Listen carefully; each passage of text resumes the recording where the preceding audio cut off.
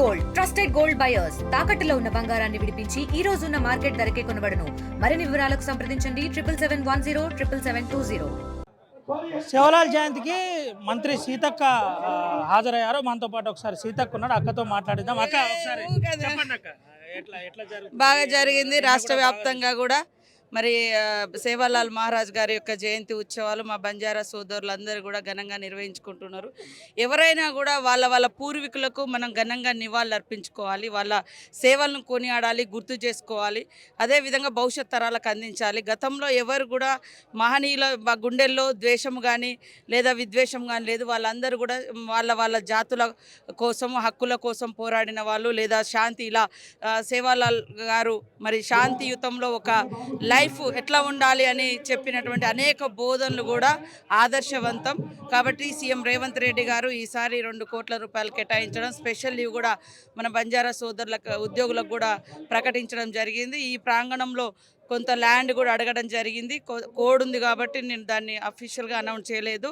But సంబంధిత అధికారులకు వెంటనే తెలియజేసి సర్వే చేయమని. 2 విషయాలు చెప్పండి అక్క. కులగణన రీసర్వే మళ్ళీ కాంగ్రెస్ ప్రభుత్వం చేస్తుంది. దీని మీద జిల్లా ఇన్ఛార్జ్ మంత్రి సీతక్క ఏం చెప్తుంది? మళ్ళీ రీసర్వే చేయవలసిన అవసరం ఎందుకు? రీసర్వే కాదు, కొంతమంది ఇప్పుడు కేసీఆర్ లాంటి వాళ్ళు లేదా ఆయన మాటలు విని ఇంకో వాళ్ళ ఫాలోవర్సు కావాలని, లేదా బీసీల కోసం మేమెందుకు మా కులం మేమెందుకు ఈ కులగణలో పాల్గొనాలని కొద్దిగా దురహంకారంతో కూడా కుల దురహంకారంతో బీసీ ఎస్సీ ఎస్టీల కోసం జరిగే కులగణలలో మా కులాలు ఎందుకు చేయాలని కూడా కొంతమంది అవాయిడ్ చేసినారు. కొంతమంది ఏమో సరే వాళ్ళు అందుబాటులో లేకపోవడమో లేదా తాళాలు ఉండడం అట్లా అయింది. అట్లాంటిదే సర్వే తప్ప మళ్ళీ రీసర్వే లేదు. ప్రభుత్వమే తప్పు చేసింది అందుకనే రీసర్వే చేసిన ప్రచారం లేదు. అది అంతా ఎంత అబద్ధాలు అంటే వాస్తవానికి ఇంత శాస్త్రీయంగా గతంలో ఎప్పుడు జరగలే. 1931లో బ్రిటిష్ వాడు చేసిండు మన దేశంలో కులగణన.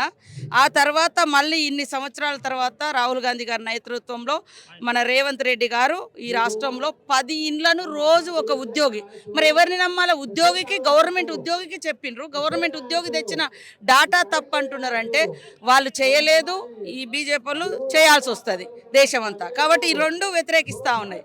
ఉన్నది ఉన్నట్టుగానే అక్కడ రాసుకొచ్చింది.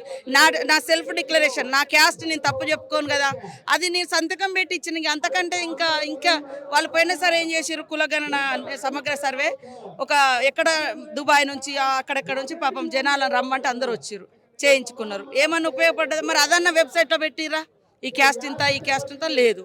కాబట్టి ఇంతకంటే ఇంకా లేదు. 3 లక్షల మంది చేసుకోనటువంటి వాళ్ళు ఉన్నారు. వాళ్ళు చేసుకోవడానికి ఇది ఒక ఆప్షన్. ఇదే పరిస్థితి జిల్లా ఇన్ఛార్జ్ మంత్రి సీతక్క మాట్లాడుతూ ప్రధానంగా బీసీ కులగణన అంశంలో మేము పక్కా ప్రణాళికబద్ధంగా ప్రభుత్వ ఉద్యోగులతో పక్కాగా చేశామని చెబుతున్న పరిస్థితి. దీంతో పాటు కొన్ని ముఖ్యమైన అంశాల్లో మళ్ళీ చేయాలి అని కొంతమంది ఆరోపణ చేస్తున్నారు, కేసీఆర్ లాంటి వాళ్ళు. కాబట్టి మళ్ళీ కేటీఆర్ లాంటి వాళ్ళు ఆరోపిస్తున్నారు, అందుకనే మళ్ళీ చేస్తున్నాం, మేము ఎక్కడ తప్పు చేయలేదు, ప్రభుత్వ ఉద్యోగులు చెప్పిన విధంగా పర్ఫెక్ట్గా మేము సర్వే నిర్వహించాము, ఎటువంటి ఇబ్బంది లేదంటారు. మరోపక్క వానికి ప్రస్తుత పరిస్థితిలో జరుగుతున్న అంశాలపై కొంత ఇబ్బందికర పరిస్థితి ఉందని చెప్పే ప్రయత్నం అయితే చేశారు. Over to studio. మరిన్ని వీడియోస్ కోసం ఛానల్ ని సబ్స్క్రైబ్ చేయండి. లేటెస్ట్ అప్డేట్స్ కోసం వాట్సాప్ ఛానల్ ని ఫాలో అవ్వండి. ఆ లింక్ డిస్క్రిప్షన్ లో ఉంది.